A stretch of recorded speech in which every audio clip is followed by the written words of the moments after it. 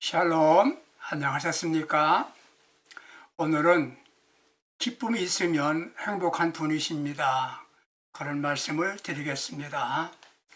어느 노인을 만났습니다. 요즘 기쁘게 살고 계신가요? 물었습니다.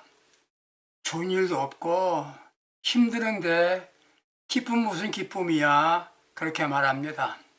여러분 삶에 기쁨이 있습니까? 지금도 기쁘게 살고 계십니까? 그렇다면 행복하신 분입니다. 갖고 싶은 거 다 갖고 되고 싶은 거 다 되었다 해도 기쁨이 없다면 그리 행복하지 않는 겁니다.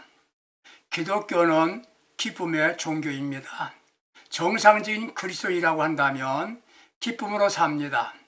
예전에 불만, 불평으로 살던 이가 예수님을 만나고 그분을 믿고 감사함으로 산다고 한다면 은혜 받은 증거입니다. 그리스도의 표식이 뭡니까? 얼굴에 기쁨이 있는 겁니다. 기쁨은 성령 충만 받은 증거입니다. 성령 받았나 못 받았나? 그 얼굴에 그 삶에 기쁨이 있나 없나? 기쁨이 있으면 성령 받은 것입니다. 기쁨은 삶의 에너지입니다. 자동차가 좋아도 에너지인 기름이 없으면 한 발짝도 갈 수가 없습니다. 교회 안에서 할렐루야 아멘을 아무리 크게 외친다고 해도 기쁨이 없으면 이는 가짜 신앙입니다. 기쁨은 삶의 불꽃입니다. 같은 일을 해도 기쁨으로 일하면 능률을 엄청나게 다룹니다. 현대인들은 기쁨과 쾌락을 혼동하고 있습니다. 기쁨 대신에 쾌락을 추구합니다. 쾌락은 순간적으로 만족한 것 같으나 후에는 피곤이 오게 됩니다. 그리고 후회하게 됩니다. 기쁨은 계속해서 즐겁게 만들고 즐겁게 삽니다. 쾌락은 환경에 따라 달라집니다. 그러나 기쁨은 내적인 것이어서 환경과 관계없이 기뻐하며 살게 됩니다. 기쁨으로 살면 지속적으로 힘이 생깁니다. 그래서 기쁨은 행복의 요소가 되는 겁니다. 어느 집에서 사느냐? 큰 집인가? 작은 집인가? 좋은 환경에서 사느냐? 문제가 아닙니다. 얼마나 기쁘게 사느냐에 따라서 행과 불행이 결정되는 것입니다. 웃음과 기쁨은 가정과 하는 일들에 대하여 활력을 넣어줍니다. 웃음은 인간의 모든 불행의 요소를 제거해 줍니다. 기쁨은 사람들 사이에 더 가깝게 만들어주고 피곤한 사람들에게 휴식을 줍니다. 실망한 사람들에게는 희망을 주고 우는 사람들에게는 위로가 되게 합니다. 인간 생활의 모든 독소들을 제거해주는 해독자가 기쁨과 웃음이 되는 겁니다. 기쁨이 있으면 모든 고난도 극복하게 됩니다. 우리가 원하지 초청하지도 않았던 고난과 슬픔이 찾아옵니다. 그래도 마음에 기쁨이 있으면 모든 고난도 문제가 되지 않습니다. 기쁨이 없는 삶은 스프링이 없는 자동차와 같아서 덜커덩거립니다. 삶이 불쾌하고 불안하게 만듭니다. 이왕 험한 세상을 살아가야 할 우리들은 기쁨으로 살아야 합니다. 다행스럽게 우리가 예수 믿게 되었다는 것 하나만 가지고도 얼마든지 기쁘게 살 수 있는 조건을 갖춘 것입니다. 예수님과 함께하면 기쁨으로 살 수가 있습니다. 신약성경 누가복음 10장 17절에서 20절 말씀 보게 되면 예수님께서 제자가 아닌 70문도를 전도하라고 파송한 일이 있었습니다. 그들은 전도하고 돌아와 기쁘게 말하기를 귀신들이 물러가고 병든자들이 낫습니다. 기쁘게 보고하는 걸 주님 보시면서 이렇게 말씀하십니다. 그것으로 기뻐할 게 아니다. 너의 이름이 생명책에 기록된 것으로 인하여 기뻐하라 하셨습니다.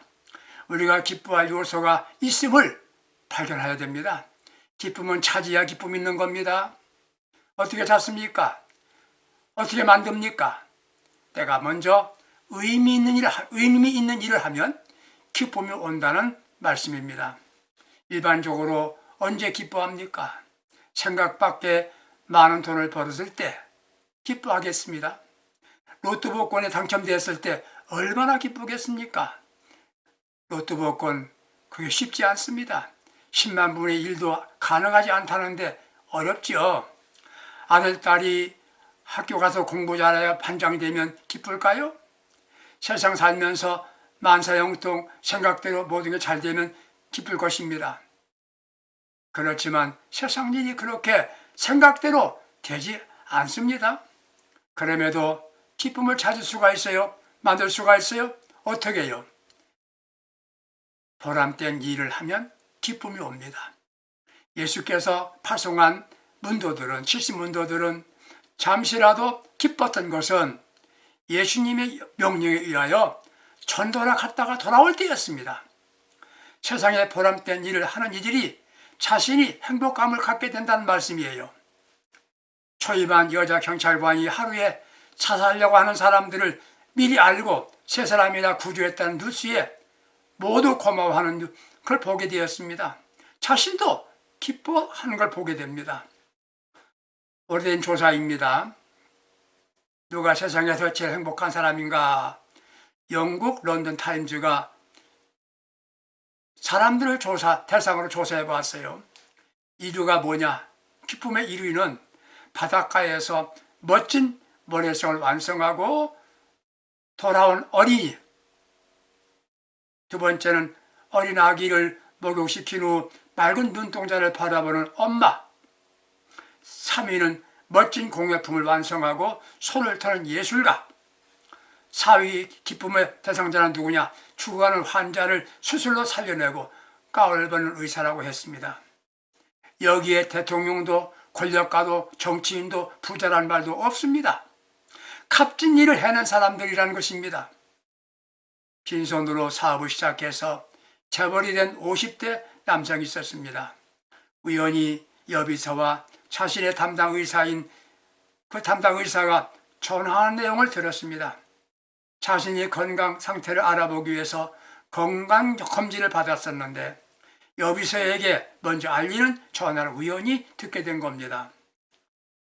의사 말이 이렇습니다. 앞으로 사장님은 길면 1년까지 살 수 있어. 이 말을 이 사장이 들었습니다. 순간 그에게 절망감과 허무감에 너무나 기가 막힙니다. 자기는 오직 성공을 위해 무한 질주해 왔습니다. 그게 무슨 의미가 있나? 모든 것이 허무하다는 생각이 나서 혼자 한없이 통곡을 합니다. 일찍 그는 아내를 여였습니다.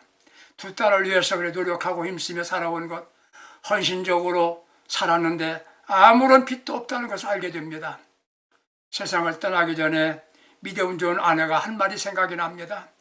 모든 것이 헛되니 모든 헛되도하다는 말씀을 기억하며 사세요. 그런 생각해 보았습니다. 내가 무엇을 했나?